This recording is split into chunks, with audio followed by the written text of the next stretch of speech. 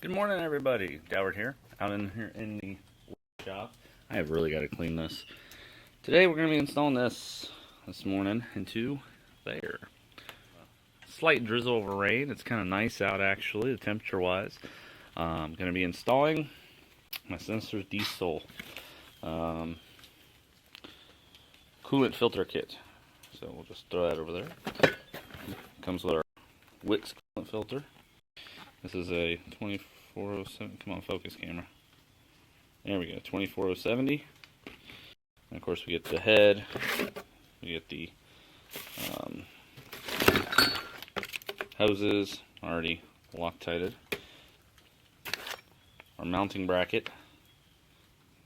Very simple design. Nice and thick, very sturdy. I like this. Feels good in the hand. And of course, clamps. Our valves, all this. So, oh, and stickers. Oh my God, you always get stickers. And a CD or something. I don't even know if the CD comes with this. This might have just fallen in here.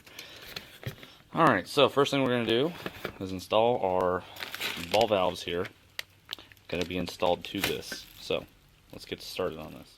All right. So these were very simple. 20mm wrench. Obviously, these are pipe threads, so don't go torquing them crazy. Get them in position the way you want them. Go one more time around, and you're done. Pretty much it. I did go ahead and close both of my ball valves, just so I don't have any coolant leaking out of the head when I go to hook these lines up. Next step is to install the lines themselves, so we're going to go ahead and get to work on that. Just to ensure no confusion here, the line with the small T-barb comes out, will be the right side, and the large bypass hose piece with the aluminum end on it comes straight at the top. And this port here, I'm not even sure what the heck you'd ever use that for. I mean, I guess, I don't know. I mean, if it's just going to be a pipe thread fitting, I need to go ahead and tighten this guy down so it doesn't leak. Honestly, I'm thinking a bushing there would be kind of cool, because I could put a pressure gauge there. Will let me know what my pressure is. I'm going to wait until after I get it all inside. I might do that later. I want to see how it all fits in first. So next step is going to be tightening the hoses and tightening this guy here so I don't forget. So I'm going to go ahead and take care of that, and then we'll get over to the truck with it. Alright, so we're now over here at the truck. Just kind of setting things down. I want to show you guys how this bracket goes in. This stud right here, it currently has my, there we go. I got to remove this stud, and then this stud screws back in and holds the bracket in place like this. This little lip part will actually sit against that metal bracket to hold this in position. So to do that, we need our 10mm deep well, and we'll just remove that. All right, we've got our stud out. Now what I'm going to do, I'll put the whole thing right through here, and then I'm going to take this and put my battery post hookup through there as well. And I figured this will show you guys what I mean a little easier. Set this on there and start tightening it. And as I tighten this bolt, even though it's oversized, I mean, it's just plastic. It's kind of cutting its way right through it, no problem. That'll hold my battery cable here in place nicely. I want to show you guys something here on this bracket. Let me turn the light on. There we go.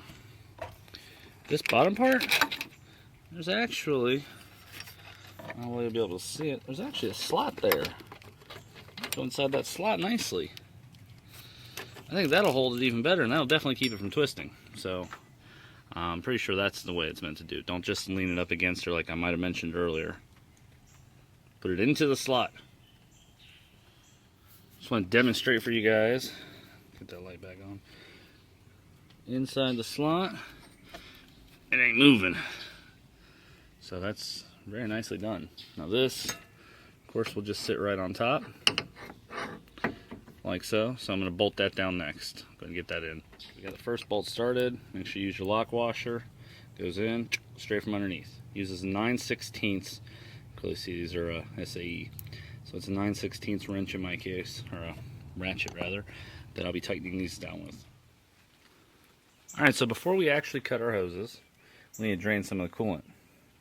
So I've cleaned out as well as I can one of these just catch can type deals. And I'm going to go ahead and pop the petcock and just let it drain a little bit of the coolant out, probably about a gallon or so. At that point, we'll be ready to start working on cutting our lines open. All right, I went ahead and took the charge pipe out here. You don't have to, but I thought this would make it a whole lot easier for you to see which line you need to get this into. So in my case, I'm going to be taking this, probably run it back behind here, and I'm going to come in right around here. Maybe I'll come in between transmission fluid. Yeah, there we go. That's looking good.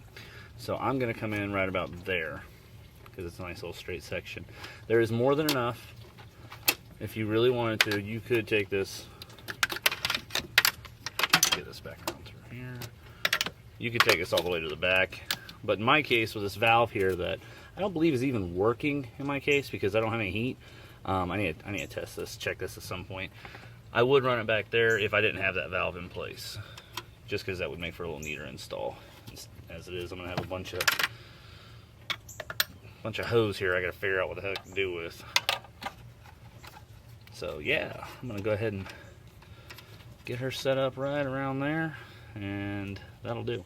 All I need to do is cut out a section of hose the size of the centerpiece here. Not the size of the whole thing, just the size of this middle piece. And that way I don't change the lengths of any of my hoses. So I'm gonna let a little more of my coolant drain out, and we will go from there. As you can see, I'm running the ELC red. I'll be reusing the old stuff. There's no problem with that. I just did a flushing also. I mean, this is all clean. So in the interim, I'm gonna let that drain a little more, and then I'm gonna cut my lines and start putting them in. Included small hose clamps are way too damn big. I mean, way too big. You can clearly see that that's pulling it up off there. I'm going to replace these out with some pinch clamps. So, yay! Alright, so you can see we've got our line hooked up right over here. I just have to, I have to tighten down those two clamps there, refill the system, put my, well, let me change that. I'm going to tighten my clamps, put my filter on, then refill my system. I'll fire it up, make sure there's no leaks. So there we go. Alright, so I've just finished tightening down the clamps. You can see how I've decided to route my hose here. I'm going to go ahead and hook up my charge pipe, put my filter on, refill the system, and I've already closed the petcock back. So then we'll start looking for leaks, test it all out for leaks. I'm going to put my charge pipe and all back in. But yeah, that is more or less it. And I'm happy to report that the big clamps are much more appropriately sized. They actually were a great fit, so I'm very happy about that. I'm still not happy about those small clamps. I will be changing those out with a set of pinch clamps. Alright, so the tools we used in this, 20mm and 18mm for tightening down both the ball valve and the hose to the ball valve. 7/16 I used for removing the charge air pipe. 10mm for removing the stud to put up the mount. 8mm for all the hose clamps. 5/16, which really I'm pretty sure, if I'm perfectly honest, that was actually supposed to be an 8mm, just for tightening, sure that this guy was already tightened down. It was. Happy about that. Sharp knife for cutting the hose. 1/4 inch drive ratchet. 3/8 drive ratchet with a 9/16, if this will focus.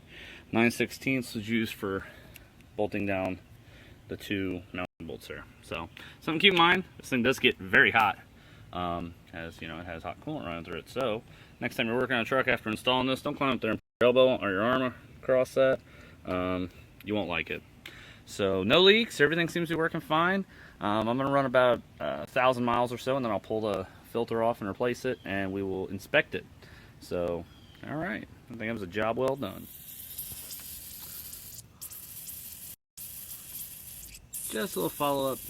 Those small clamps are leaking. I haven't had a chance to replace those. I'll be doing that first thing in the morning.